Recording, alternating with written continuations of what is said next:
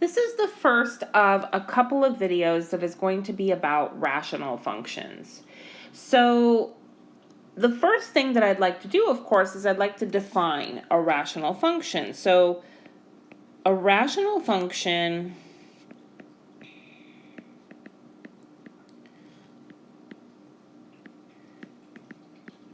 is a function that can be written as a quotient of two polynomial functions.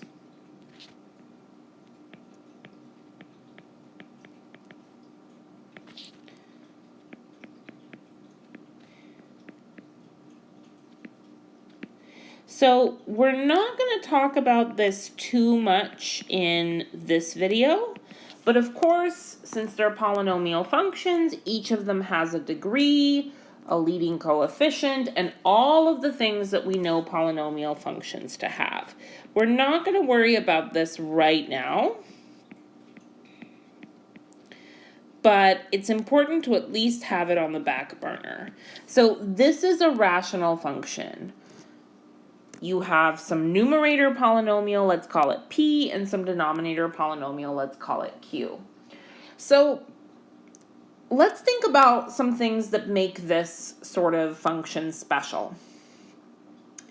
And to do this, I'm going to look at a very simple example. And I'm going to say, consider the rational function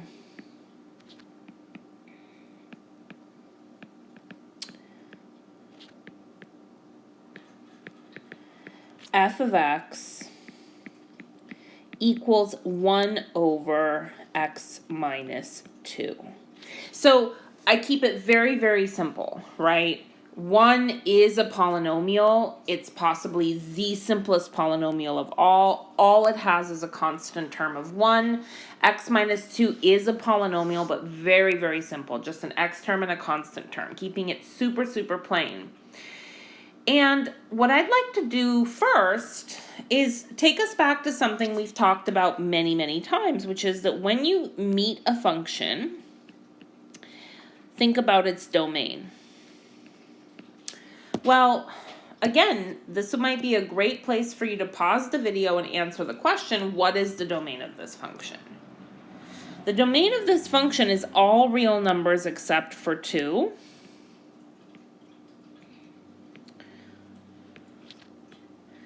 And in interval notation, we can write that as negative infinity to 2, skip the 2, and then from 2 to positive infinity, again skipping the 2. So that's all very well and good, but let's now take this one step further.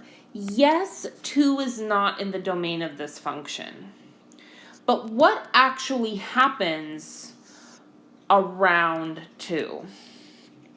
So I'm going to frame this question like so.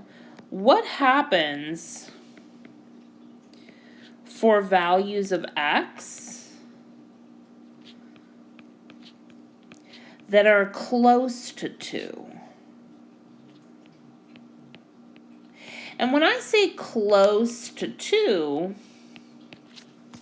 I'm not talking about like -1 isn't too far away from 2. I'm talking about things like 1.5 or 2.5 and closer. So since this is our very first example, what we are actually going to do is we're going to construct a table of values. So again, the reason that 2 is getting all of this attention from us is that 2 is problematic as far as this function is concerned. It makes the denominator 0. So let's look at the following table. I'm going to look at x values or inputs here, and f of x values or outputs here, and I'm going to look at 1.5, 1.7, 1.9, and 1.99, and then I'm going to look at 2.01, 2.1, 2.5, and 2.7. So what I want you all to notice is that like these are numbers that are approaching 2 from both sides. but do not include 2, okay? In fact, let me erase this arrow in case that's confusing. So we're kind of looking at what happens as we approach 2 from both sides. Okay, so you are welcome to pause the video here and plug in all of these values of x into f of x and see what you get. When you come back, we'll do this together. Okay, so 1 over 1.5 minus 2. So 1.5 minus 2 is negative 1/2. 1 over that is negative 2. Okay. 1 over 1.7 minus 2. 1.7 minus 2 is negative 0.3. When we divide 1 by negative 0.3, we get negative 3 1/3. Or if you're using a calculator, it'll be negative 3.33333333. Okay. If you plug 1.9 in, you'll have 1 over 1.9 minus 2, which ends up being negative 10. And if you take 1 over 1.99 minus 2, that will be negative 100. So we'll actually look at a real kind of approximate graph of this in a second, so you'll see what's happening here.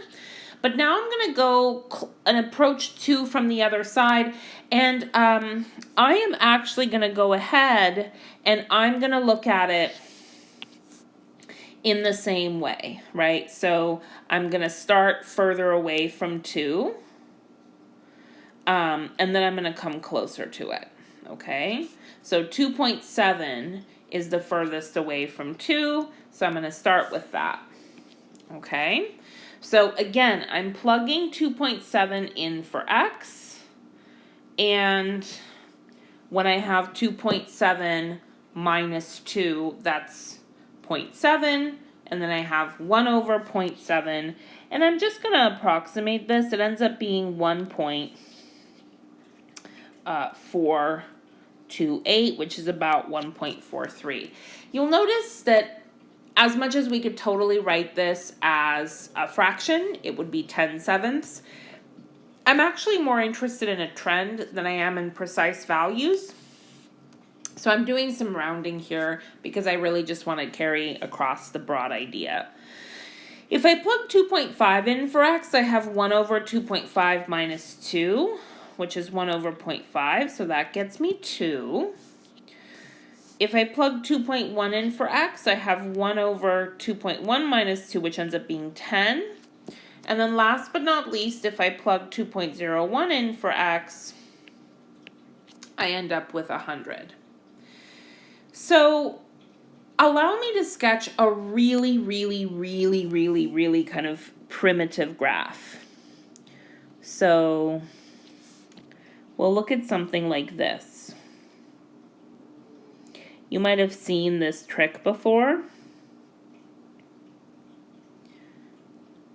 It's not exactly great notation, but it gets the job done. So when you put squiggles like that into your axis, you're indicating I'm compressing a lot of space into a very small area. And I'm going to say on the x-axis that this is 2.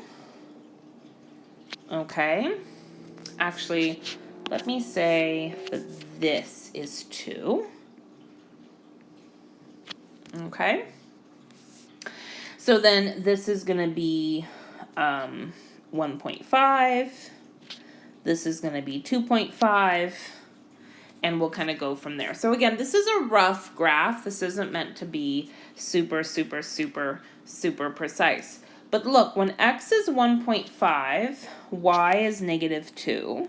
So I'm going to say this point here is 1.5, comma, negative 2. Okay. When x is 1.7, so that's a little bit closer to 2, a little bit less than halfway there, we're down to negative 3.333. So we're going to say that's about here. Okay, and then, well, when x is 1.9, so let's say that's about here, then y is already down at negative 10. And then when we're at 1.99, so we're almost at 2 but not quite, we're already down to negative 100. So what you all are seeing here is a super, super sharp decline as we're looking at values of x that are to the left of 2 but approaching 2. You're going to see virtually the same behavior on the other side. So when x is 2.5, you're at 2. So let's say that that's about here, right? So we'll say 2.5, comma 2. When x was 2.7, it's a little lower than that. You can plot that for yourselves if you want. When we're at 2.1, we're already up at 10. So let's say that that's here. And then when x is 2.01, which is almost 2 but not quite, the y-coordinate is all the way up to 100. So just like you saw a really, really sharp decline to the left of 2, you're seeing a really, really sharp rise to the right of 2. So the closer your value of x gets to 2, the more rapidly the value of y gets, I guess, bigger, depending on which direction. So I'm actually going to say this. As x gets closer to 2, f of x goes to either positive or negative infinity, depending on which side we're coming towards 2 from. So if we're coming towards 2 from the left, our function plummets down to negative infinity. If we're coming towards 2 from the right, our function shoots up to positive infinity. What we are noticing here, and I'm going to write this in red, this describes a vertical asymptote. So sometimes, especially when you're drawing by hand or looking in a textbook, you'll actually dot in the vertical line that would pass through 2 so that you can see that your graph looks more and more vertical as you approach that value, but you'll never actually have a point on the graph with that x coordinate. I want to look at one other example, and I'm actually not going to go through the whole process of building a table of values. I will leave that for you to try on your own. But I'd like with you to look at the following function. Say that I have f of x is equal to x minus 5 over x times x minus 1. And I want to look at 3 values with you. What happens when x is 5, when x is 0, and when x is 1? So I especially want to say what happens at 5. So if we plug 5 in for x, well, so let's just do it. We have 5 minus 5 over 5 times 5 minus 4. So 5 minus 5 is 0, and 5 times 5 minus, excuse me. I got ahead of myself. It shouldn't be 5 minus 4, it should be 5 minus 1. So we have 0 over 5 times 4, which is 20. And the thing that's really important here is that as long as you're dividing 0, there's no problem. It's only when you're dividing by 0 that you have a problem. So f of 5 is 0. So in fact, what we'll see here is we have an x-intercept.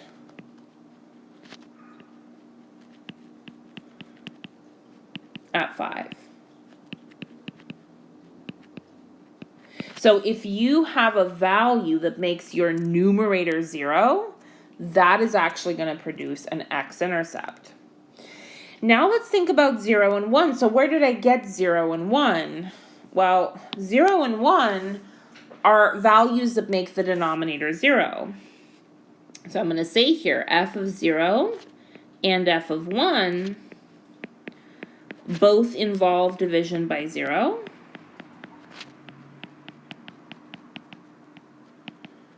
I guess I'll make by kind of pronounced.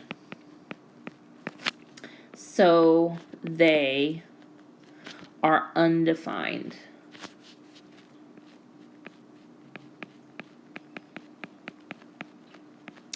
And so what I kind of hope that you're seeing here is the parallel between what's happening at 0 and 1 for this function and what happened at 2 for this function. I'm not going to do it in the video, but I'm happy to do it with you in office hours or anywhere else. But I encourage you to build analogous tables of values for this function around 0 and around 1. And you'll see exactly the same trend around 0 and 1 that we saw around 2 in the previous example.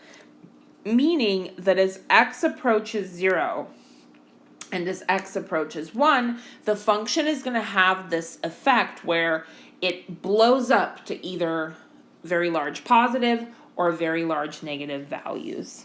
So in fact, what we'll see here is our function f of x has 2 vertical asymptotes.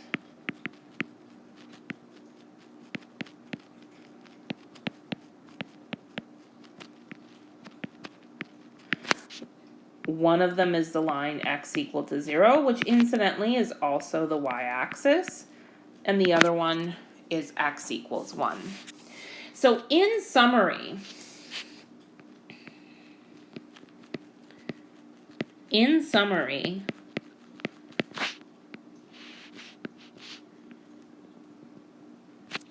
a vertical asymptote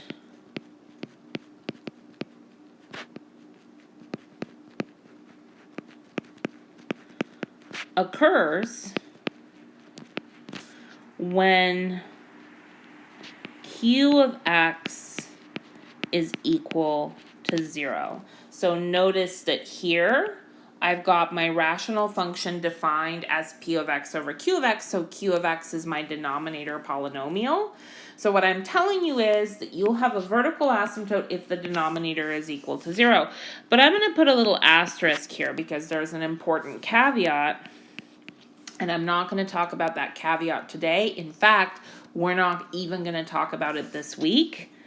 But I'm just going to mention it so it's in your mind kind of percolating for when we do talk about it, as long as P and Q don't share factors. So if P and Q share a factor, then you're actually not going to see a vertical asymptote. You'll see something else. We'll talk about what that might be in the future. So in this first part of our conversation about rational functions, we are introducing the notion of vertical asymptotes. And I just want to finish by saying these tables of values, even though they're a little time consuming and I don't build them for everything in my video lessons, I highly encourage you to flesh them out and build them for yourself, like for this example, because they are so good at illustrating exactly what's going on. All right, that's the end of this lesson. See you at the next one.